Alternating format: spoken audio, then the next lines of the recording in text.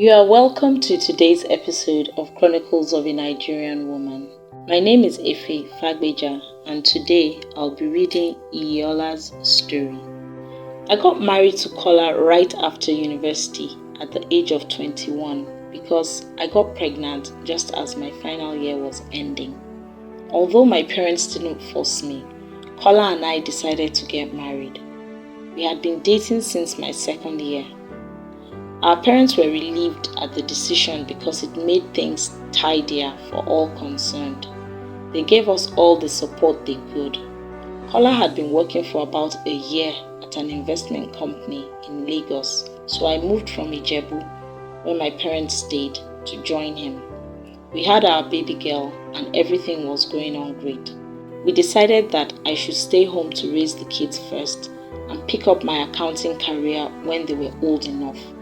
In the meantime, I was taking my professional exams. It was a win-win for everyone. I had 2 more kids by the time we had our 5th anniversary. The last one was 7 months old by then, and I had 1 more exam to write in a couple of months to become a chartered accountant. I planned to get into work in about a year, so things were going according to plan.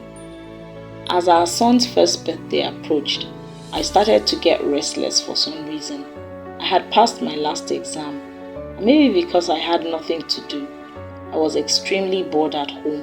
It was always me, the kids, and the nanny, because Kola worked long hours and got home around 10 p.m. on most days. I craved some adult interaction, and that's when I started going to the sports club in our estate.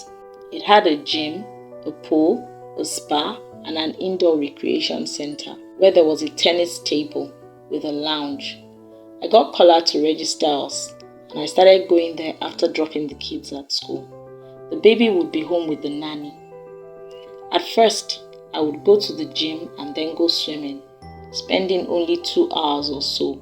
But over time, I started making a few friends, and I would stay up to 4 hours. That's when I met David. He started coming to the gym about 2 months after I joined. He was nice and friendly. I can't really tell whether I noticed him first or vice versa, but we soon became good buddies. He taught me to play table tennis and we would play several rounds. He was one of the few men that spent time at the center during the day.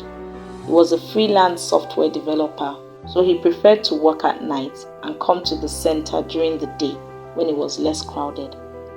He was single, although he was a year older than I was. David was tall and very fit, making him very attractive. Every instinct of mine told me that I was playing a dangerous game, but I was enjoying the attention I got from him and the covertness of it all, so I didn't stop. And of course, I did not mention him to Kola. The truth was, I had started to get tired of my marriage. There was no excitement in it. And I also felt like I had lost my best years to childbearing and responsibilities. I felt as if I had not had time to explore before I got married. Kola was my first and only boyfriend. He was a good person, but I felt as if I had never explored my options. David knew I was married, but it didn't bother him.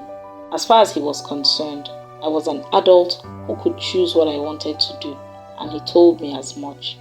Within 3 months, our friendship had morphed into a clandestine affair. I would spend an hour in the center, then go to his house. Of course, I had to be careful to keep it from people who knew Kola and I. We never left together. He either left first or I did. At some point, I stopped taking my car to the gym so that I would not have to worry about people seeing me drive into his place. I liked David a lot, but it wasn't that I hated Kola. I kept my happy face at home. In fact, I think my relationship with Kola improved because of the affair. Or maybe I was just overcompensating to hide it. Honestly, I don't know what I was thinking. I guess I wasn't thinking at all. And then I got pregnant. That was my wake-up call. I was planning to get a job. My dad had made a few calls to help me get a place, and some of them were looking hopeful. But I started feeling ill and went to the hospital. And that's when I found out I was pregnant. I was using an IUD, so I wasn't careful at all. Kola had gone with me to get checked and was there when the results were given to me.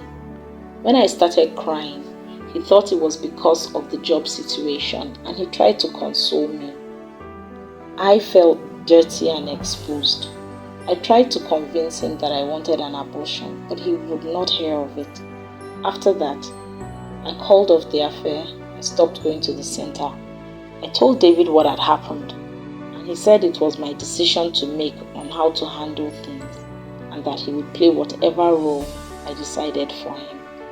I almost hated him at that point. How could someone be so non-committal and evasive? I deleted his number from my phone and never saw him again. It was my mess. I had my son 3 months ago. He is light-skinned like David, but seems to have some of Kola's features. I am in total confusion.